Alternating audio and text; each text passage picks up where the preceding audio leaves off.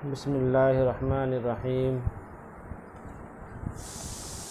کچھ ریڈنگ باقی ہے، اس کو دیکھیے۔ کہہ رہے ہیں حضرت نظام الدین اولیاء رحمۃ اللہ علیہ اپنے مرشد کے حکم کے مطابق دہلی واپس آ گئے۔ آپ کے علم کی دھوم تو پہلے ہی سے تھی۔ حضرت بابا فرید الدین کی تعلیم نے آپ کی شخصیت کو اور زیادہ چمکا دیا۔ آپ کو قابلیت اور ذہانت کی بنیاد پر عدالت میں منصف جج کا عہدہ یا شیخ الاسلام کا منصب مل سکتا تھا، لیکن آپ نے دہلی آنے کے بعد درس و تدریس کا سلسلہ شروع کیا۔ حضرت نظام الدین اولیاء رحمۃ اللہ علیہ نے تقریباً 8 برس کے عرصے میں اجودھن جا کر حضرت شیخ فرید الدین کی خدمت میں 3 بار حاضری دی۔ اس دوران آپ نے قرآن پاک بھی حفظ کر لیا۔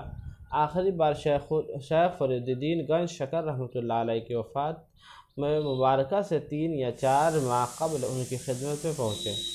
حضرت بابا فرید الدین رحمۃ اللہ علیہ نے آپ کو پھر دہلی بھیج دیا، جہاں آپ کچھ عرصے بعد آپ کو اپنے شیخ کامل کی وصال پر ملال کی اطلاع کے ساتھ ہی یہ خبر بھی ملی کہ حضرت بابا فرید الدین آپ کو اپنا جانشین مقرر کرتے ہوئے اپنی نشانیاں بھی آپ ہی کے سپرد کرنے کی ہدایت فرما کر گئے ہیں۔ اب کیا ہے کہ اب حضرت نظام الدین اولیاء رحمۃ اللہ پر بڑی ذمہ داری آ پڑی، کیونکہ ان کو خلافت دے دیے۔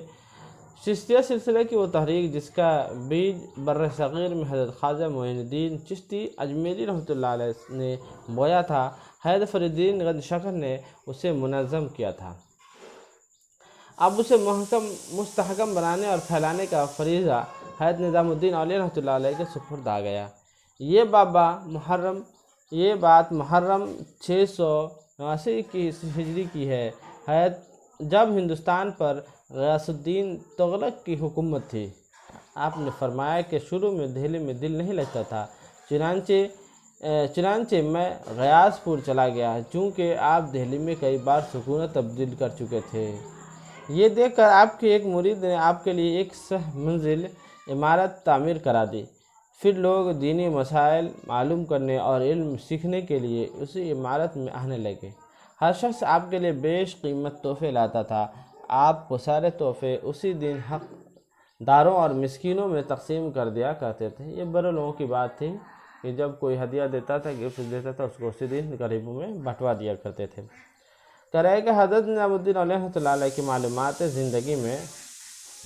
زندگی میں ایک انتہائی سادہ مزاج درویش کی جھلک نظر آتی تھی۔ آپ کچھ خاص دنوں کو چھوڑ کر ہمیشہ روزہ رکھتے تھے۔ آپ کی سیری بہت معمولی اور تھوڑی مقدار پر مشتمل ہوتی۔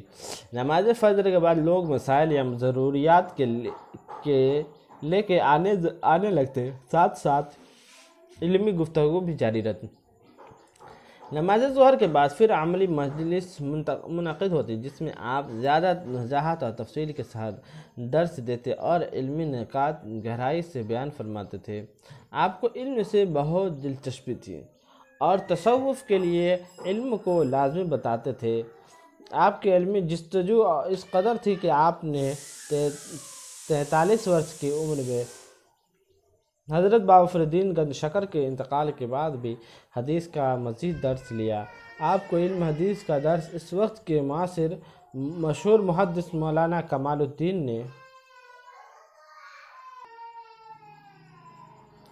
نے دیا۔ آپ اپنے مریدوں کو بھی علم حاصل کرنے کی نصیحت فرماتے تھے۔ علوم سے دلچسپی نہ رکھنے والوں کو خلافت عطا کرنے سے گریز کرتے تھے۔ علم کی فروغ کے لیے آپ کی ہدایت پر طالب علموں کو ہر مہینہ وظیفہ بھی دیا جاتا تھا۔